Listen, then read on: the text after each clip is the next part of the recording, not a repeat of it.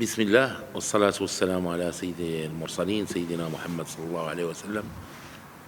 أخواتي إخواني ممثلي الصحافة،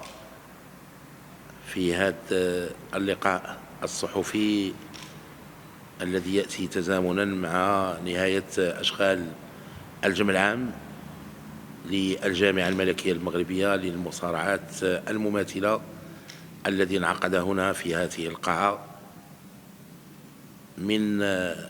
المركز الدولي للمصارعة الجديدة. بغيت نأكد لكم أولا على تحية الخاصة إلى ممثلي الإعلام، ونأكد لكم على أن نتائج هذه الجمعية العمومية أكدت على تحقيق المبتغى الأساسي من هذا التجمع الذي يأتي مباشرة بعد التميز التاريخي الذي حققته كرة القدم الوطنية، على اعتبار أن كرة القدم هي قاطرة تنمية كل الرياضات والاستقبال الملكي السامي لجلالة الملك محمد السادس حفظه الله للاعبين ورجال المهمة في قطر وأمهاتهم، للتأكيد على أن صاحب الجلالة الملك محمد السادس حفظه الله بعد الله سبحانه وتعالى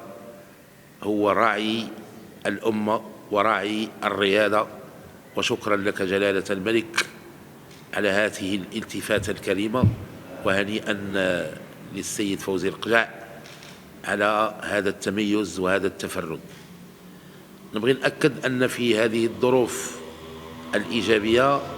انعقدت الجمعية العمومية وحققت المبتغى الأساسي في إعطاء إشارة على أنها جامعة مستقرة. 58 نادي شرعي قانوني، حضرت 42 نادي، وأجمعت بلغة الإجماع على المصادقة على تقاريرها وفق جدول الأعمال، ثم تم تكريم من أسدوا خدمات جليلة لجامعة المصارعة، أطرا تقنية وإدارية وغيرهم. المبتغى الآخر الذي تحقق هو الالتفات نحو المستقبل بعيون متأملة في إطار برنامج 2024-2028،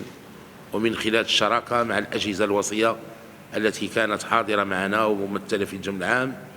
والتي من خلالها تحققت السلط الذي يجب أن تتوفر داخل الجمعية العمومية، كما أن الإدارة التقنية الجديدة للجامعة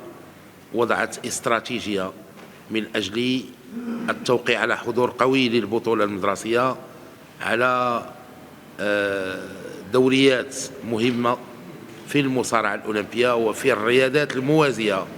التي تعتبر أساس مرتكزات الاتحاد الدولي للمصارعة. شكرا لكم على هذا الحضور، شكرا لكم على هذا التواجد من خلال هذا اللقاء الصحفي، وشكرا لكل الأندية الوطنية الغيورة التي حضرت من شرق المغرب ومن جنوبه ومن غربه ومن شماله، لأجل أن تحقق لغة الإجماع، ومن أجل أن تقول بأن جامعة المصارعة تعتبر وفق الحكامة ووفق حسن السير من الجامعات النموذجية في المغرب، والتي حظيت بشرف التوقيع للوزير الوصي على أن تكون من الجامعات الأوائل التي صدرت في الجريدة الرسمية، كما أن 13 نادي، وهو عمل غير مسبوق، تحظى بالملائمة، وسنشق الطريق إن شاء الله خلال هذا الموسم ليكون موسما نموذجيا على أفق تنفيذ البرنامج الآني والقريب والبعيد على مستوى 2024-2028، لنكون إن شاء الله